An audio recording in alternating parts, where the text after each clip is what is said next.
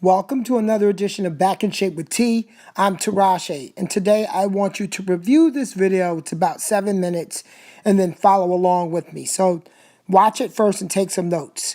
I'm talking about time under tension and how that matters to develop shoulders. Here I'm doing 10 repetitions of the lateral raise. This is one of the best exercises that I can think of to shape the shoulders, to make them pop, give that 3D effect. I've never had great shoulders, but I'm using pure science to develop shoulders. So my time under tension, when I'm up here, it's 1, 2, 3, on the way down very slow. Up, 2, 3, on the way down very slow. That's my last couple of reps. Up, 2, 3, and down very slow again. From there, I will rest in between sets by doing approximately 1 minute of planks. In order to switch it up a little bit, especially for the audience and myself, I like to mix it going from down to up and adding in some hip movements as well. So you will see that I'm doing some glute isolation here. This is one of the land swimming techniques.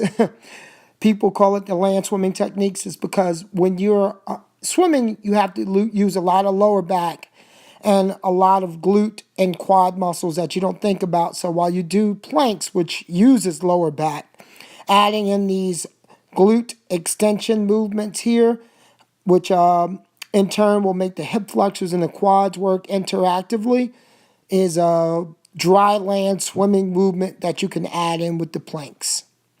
Great for conditioning. Okay, I've grabbed a much heavier weight, no time under tension.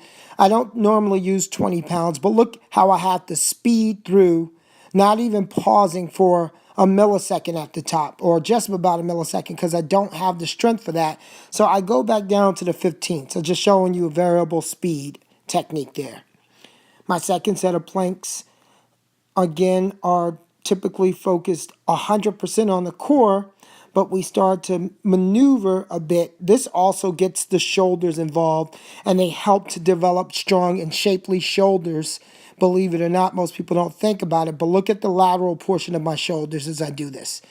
I'm adding in the small lateral movement here too, breaks up the concept of the plank, which predominantly is working the core, but now I'm getting a little hip movement as well, which can never hurt. Definitely makes the body a much more three-dimensional force to be reckoned with, instead of just using a basic plank. And it helps you do, slightly longer than 1 minute plank. Here I did about 1 minute and 10 seconds, breaking it up, grooving it out, but still maintaining perfect plank posture while I do this. Definitely 100% good. It's good to have great motion. It has to make sense, though. You can't do nonsense just for the sake of doing it. This has to make sense. And for me, lateral movements make sense while you're doing the plank. Okay, my third movement you can see is 1, 2, 3, 4. As I begin, I have enough strength to hold more time under tension. 2, 2, 3, 4. And watch me lower it down nice and slow. This is a 15-pound dumbbell. As I bring it up, 3, 2, 3, 4. And you could see my muscles are fatiguing now, so I won't be able to hold that 4 seconds as long. You could see it breaking right about there. So I'm going to start to the 1, 2, 3 count as I break. So I start holding up 2, 3, 4. Now it's up 2, 3, and down nice and slow. 7, 2, 3, down nice and slow. 8, 2, 3, can barely get that up. And 9, basically shot. Here I like flutter kicks. These flutter kicks are in line with the concept of dry land swimming. Dry land swimming, right? Again, pointing your toes and kicking, keeping your legs straight, moving it at the hip, not at the knee. This is something that is involved in swimming. Your hip flexors get involved in swimming. Your quads, when you point your toes, get involved in swimming. Your core stays involved when you swim. So if you're a swimmer or not a swimmer, but like to swim every now and again, doing these particular exercises will help condition your body so you have a better, strong core once you're in that pool. Trust me. Lighter weights. I'm using 10 pounds, but keeping the same time under tension. I'm going fast, doing a front raise to side raise, no pausing, but I'll keep doing this repetition scheme until I hit about 45 seconds or Conversely, that equals out to 15 reps with each move. 1, 1, 2, 2. Once I get to 15 on each one of those, I've hit about 45 seconds time under tension.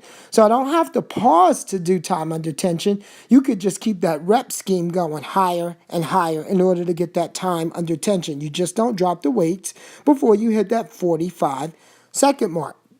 Once you hit that 45 seconds, you take about 1 minute to 1 minute and 15 seconds rest in between sets. Instead of just chilling, I'm doing my dry land swimming, flutter kick exercises. Here, I'm scooping my belly button in toward the spine. I'm really tightening the core. I'm sucking it in. I'm trying to create a vacuum effect in my stomach. I'm protecting my lower back.